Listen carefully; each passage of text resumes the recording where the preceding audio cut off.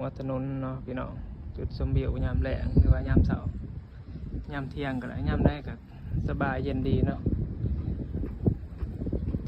ประมาณนี้เนาะทางดังเป็นสิเป็นตลาดสดวิวติดทะเลสวยงามธรรมศาสตร์เย็นลมพัดวิวขอเป็นกำลังใจนี่เด้อพี่น้องขอพากให้กำลังใจนี่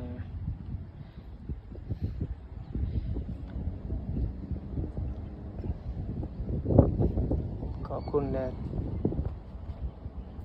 ขอบใจที่รับชมเนาะคลิปของนิคมคนบ้านนอกคนนี้เป็นแรงงานลาวที่มาอาศัยทำงานอยู่ในประเทศไทยเนาะเป็นพ่อบ้านวิวที่สวยงามแบบนี้เนาะบางๆก็ได้มาเที่ยวมานั่งเล่นอยู่ในศาลานี่แหล้วเนาะศาลาเป็นศาลาเพิ่นเฮ็ดให้นั่งเที่ยวชมวิวทะเล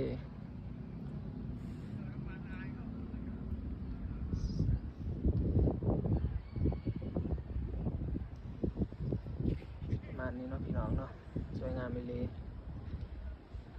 บรรยากาศดูสุดยอดเลยนกให้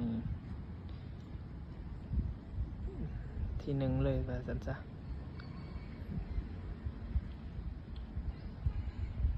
ประเทศเพิ่นงามตายเลยท้องฟ้า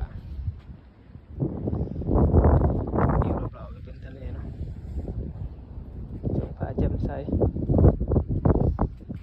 ต้องขอโทษขออภัยหลายนำทางที่ว่าบ่ค่อยของปานใดเนาะบ่ค่อยเว้าเก่ง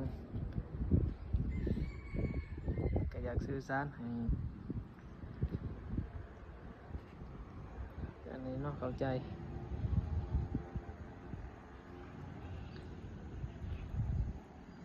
อีกด้านหนึ่งก็เป็นท่าเรือเนาะท่าเรือประมงสาวประมงเป็นจอดตามหันจอดไว้เป็นสีเหลืองๆหันสงสัยเป็นโบสถ์นะโบสถ์อิสลามชาวอิสลามเพิ่นก็มันก็บ่แน่ใจกันเนาะว่าเป็นได้ยินแต่เสียงเวลาเป็นเทศน์นะ